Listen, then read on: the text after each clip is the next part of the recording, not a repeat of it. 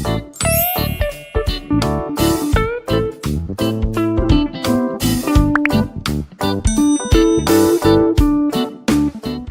menyaksikan video micro teaching untuk memenuhi tugas pendidikan biologi UNES, teman-teman. Assalamualaikum warahmatullahi wabarakatuh. Selamat pagi anak-anak. Waalaikumsalam warahmatullahi wabarakatuh. Pagi Bu. Selamat bertemu kembali ya dengan Ibu. Semoga kalian gak bosan-bosan bertemu dengan kita. Oke, sebelum pembelajaran dimulai pada pagi hari ini, alangkah baiknya untuk berdoa dulu ya, sesuai keyakinan masing-masing. Berdoa mulai.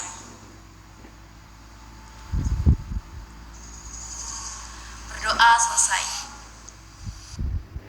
Oke, sebelum memulai pelajaran, Ibu akan absen dahulu ya.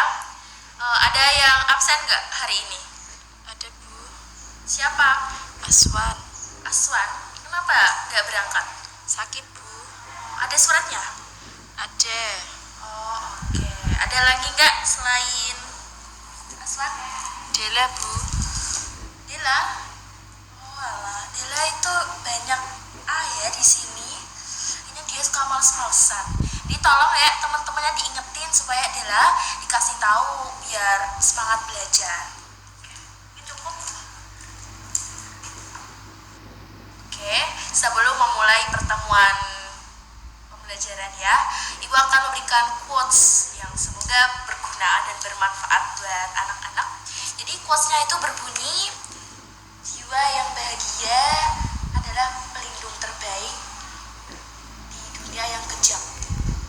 Nah, kalian ngerasa nggak sih bahwa dunia itu akhir-akhir ini tuh kejam? Kalian ngerasa nggak? Iya Bu. Oh, oke. Iya ya. Oleh karena itu kita tuh harus bahagia supaya kita itu bisa melindungi diri dari dunia yang kejam gitu. Jadi harus bahagia selalu ya anak-anak. Masih semangat gak? Semangat Bu. Oke, langsung kita masuk materinya ya. Ada yang masih ingat materi pertemuan lalu membahas tentang apa?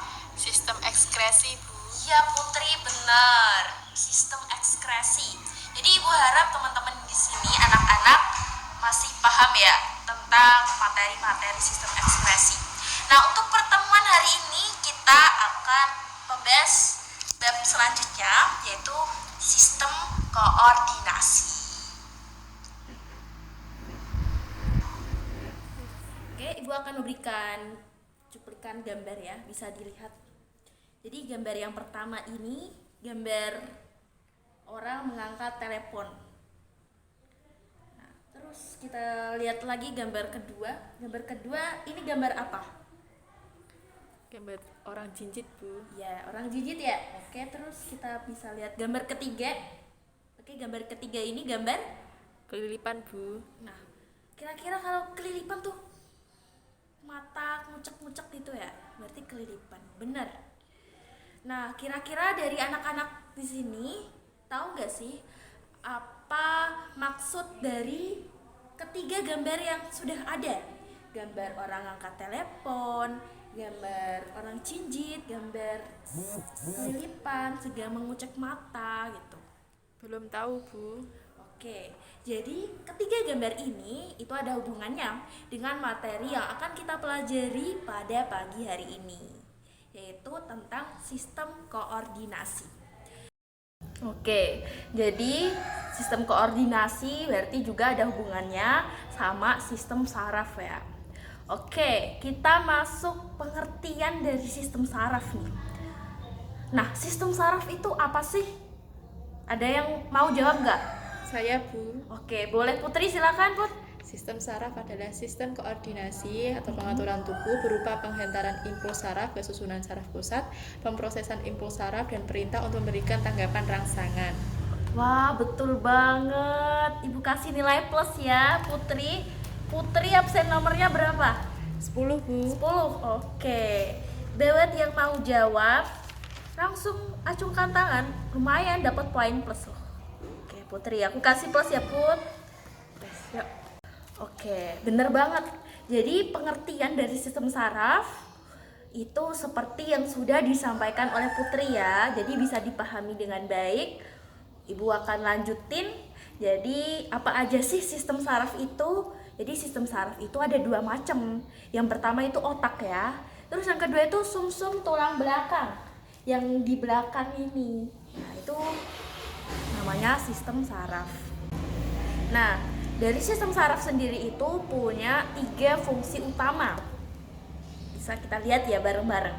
Jadi yang pertama yaitu menerima informasi dalam bentuk rangsangan atau stimulus.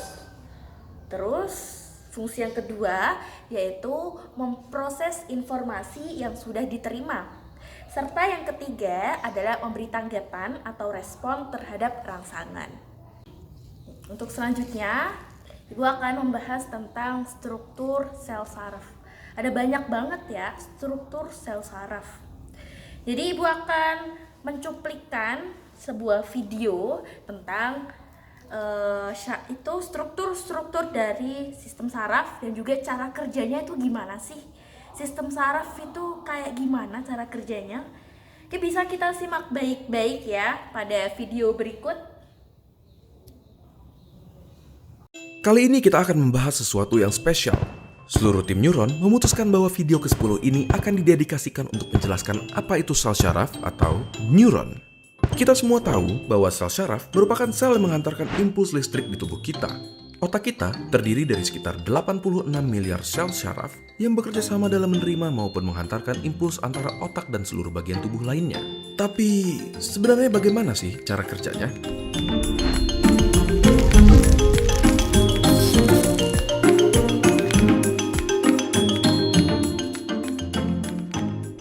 Pertama, kita mulai dari strukturnya terlebih dahulu. Salah satunya ada yang namanya akson. Bagian ini bertanggung jawab dalam transmisi impuls listrik dari satu sel syaraf ke sel syaraf berikutnya, yang akan berujung ke target akhir yaitu organ ataupun otot.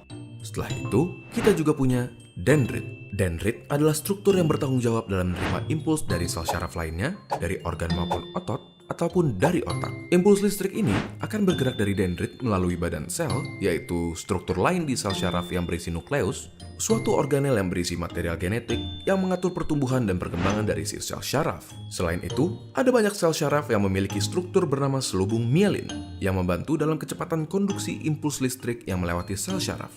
Tahu nggak, konduksi listrik di badan kita bisa mencapai 120 meter per detik di sel syaraf yang mempunyai selubung mielin. Oke, kita sudah mendapatkan gambaran dari struktur sel syaraf. Tetapi, bagaimana dengan transmisi impulsnya? Bagaimana caranya otak kita menyuruh jempol kita misalnya untuk bergerak? Di awal, melalui suatu mekanisme yang kompleks, otak kita membentuk sesuatu yang bernama potensial aksi dan meneruskannya sepanjang syaraf yang bertanggung jawab untuk menggerakkan jempol. Di dalam syaraf ada beberapa kabel, dan di dalam kabel-kabel ini terdapat sel syaraf. Di antara satu sel syaraf ke sel syaraf berikutnya, ada celah yang bernama sinaps. Jadi, potensial aksi yang merupakan si listrik akan diterima oleh dendrit di sel syaraf pertama, diteruskan melalui tubuhnya dan mencapai akson. Di beberapa neuron atau sel syaraf pertama, ada sesuatu yang bernama neurotransmitters, suatu zat kimia yang berperan dalam konduksi listrik dari satu sel syaraf ke sel syaraf berikutnya. Neurotransmitter akan dilepaskan ke sinaps dan menghasilkan suatu potensial aksi di sel syaraf kedua. Di sini, listrik tersebut akan dioper dari satu sel syaraf ke sel syaraf berikutnya. Sampai akhirnya, sel syaraf terakhir menyampaikan si listrik ke otot yang bertanggung jawab dalam menggerakkan si jempol. Alhasil, jempol kita pun berhasil digerakkan. Melalui pengertian proses ini, lahirlah Oke, sudah diamati dengan baik-baik ya tentang struktur-struktur pada sel saraf dan juga cara kerja dari sistem saraf. Ibu anggap anak-anak sudah paham? Langsung saja Ibu akan membagi anak-anak menjadi 5 kelompok. Bisa berhitung? 1, 2, 3, 4, 5. Oke, 5 kelompok ya udah terbentuk ya. Ibu akan mempersiapkan permasalahannya. Sebentar. Jadi nanti permasalahan ini dimohon untuk didiskusikan selama 15 menit ya. Nanti hasilnya dipresentasikan ke depan kelas. Oke. Ibu akan memberikan soal. Ini untuk kelompok 1 ya. Ini kelompok 2. Kelompok 3. Ini Ibu punya 3 kertas, nanti bisa dipakai bergantian. Silakan. Ibu kasih waktu 15 menit dimulai dari sekarang. Bisa duduk sesuai urutan kelompoknya ya. Baik, karena waktunya sudah 15 menit berlalu nih. Udah pasti nemu jawabannya ya, anak-anak. Oke, udah pada nemu jawabannya belum? Sudah, Bu. Sudah semua ya? Oke, kalau gitu waktunya mempresentasikan ke depan kelas. Nanti Ibu akan acak siapa yang maju. Kira-kira pada deg-degan nggak? Enggak. Ya, oke. Siap semua ya berarti ya. Oke, ini bulan Mei ya. Mei urutan ke berapa berarti? Urutan ke 5, Bu. 5, bener. Oke, kelompok 5. Silakan perwakilannya yang mau maju siapa? Saya, Bu. Oke, Putri silakan maju Putri. Sini. Oke, jadi gimana hasil diskusinya tadi? Itu, Bu.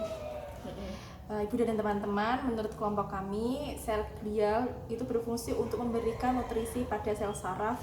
Yang pertama itu sistem saraf pusat untuk mengatur cara kerja saraf. Kemudian yang kedua itu otak besar, wujudnya kenyal, ada banyak lipatan, lunak dan berminyak. Oke, kasih aplaus dong buat kelompok 5 Putri. Terima kasih ya Putri ya. Nanti untuk kelompok 5 namanya bisa di list, kemudian dikirim ke Bu Gita ya untuk dikasih nilai poin plus. Oke, kita review lagi ya. Selanjutnya adalah sumsum lanjutan. Sumsum lanjutan sering disebut dengan apa? Sumsum sambung, Bu. Pinter, mantap. Kayaknya yang dari tadi yang jawab Putri terus ya. Yang lain mana suaranya? Oke, cowok-cowok nih, masa kalah sama cewek? Oke, jadi sumsum lanjutan itu biasa disebut dengan sumsum sambung atau medula oblongata, yang mana terletak di persambungan antara otak dengan tulang belakang. Jadi fungsi sumsum lanjutan adalah untuk mengatur suhu tubuh, kendali muntah, dan pengatur beberapa gerak refleks seperti batuk, bersin, berkedip, dan juga pusat pernafasan. Ya seperti gambar-gambar yang sudah Ibu jelaskan tadi ya. Tadi kan ada yang kaki menjinjit, kemudian berkedip, terus karena matanya kedilipan ya. Nah itu merupakan gerak refleks yang disebabkan oleh sumsum lanjutan. Oke, selanjutnya masuk ke sumsum tulang belakang. Kalau sumsum tulang belakang sering disebut dengan apa? Poin plus nih, ayo. Saya, Siapa yang Bu, menjawab? ingin menjawab. Oke, silahkan. Medula oblongata, Bu. Iya, benar. Sekalian dijelasin ya, apa itu medula oblongata? Sumsum tulang belakang atau medula spinalis berada di dalam tulang belakang, terbagi menjadi 2 lapisan, yaitu lapisan luar berwarna putih dan lapisan dalam berwarna kelabu. Ya. Sumsum tulang belakang dilindungi oleh tulang belakang atau tulang punggung yang keras. Tulang punggung terdiri dari 33 ruas. Fungsi utamanya adalah sebagai pusat gerak refleks, Bu. Iya, mantap Putri. Beri applause lagi dong. Kita akan menambahkan sedikit materi tentang gangguan-gangguan sistem saraf ya. Jadi sistem saraf itu juga ada gangguan atau penyakit. Yang pertama kita bisa lihat nih, radang otak itu biasa disebut dengan encephalitis. Kemudian kedua ada stroke, ketiga ada Alzheimer atau pikun. Kemudian yang keempat ada gegar otak ya. Yang kelima ada epilepsi, 6 ada narkolepsi, 7 ada afasia, dan yang ke-8 ada dementia. Oke, nanti Ibu akan kirim file ini ke ketua kelas. Ketua kelasnya siapa? Dela. Oke, Dela tadi nggak masuk kelas ya? Ketua kelas tapi nggak masuk kelas nih. Nanti tolong diingetin ya. Jadi nanti tolong diberikan ke teman-teman lain buat belajar. Karena waktu sudah menunjukkan pukul 10 ya. Ibu akan cukupkan sekian pertemuan pada hari ini. Sebelum menutup pertemuan hari ini, Ibu akan review sedikit ya. Tadi kita mempelajari sistem saraf. Nah, sistem saraf itu apa? Ada yang inget gak? Yo, ada yang masih inget? Review? Coba menjawab, Bu. Ya, silakan. Ma, boleh, Ma. Sistem saraf adalah sistem koordinasi atau pengaturan tubuh berupa penghantaran impuls saraf ke susunan saraf pusat, pemrosesan impuls saraf, dan perintah untuk memberikan tanggapan rangsangan, Bu. Betul banget.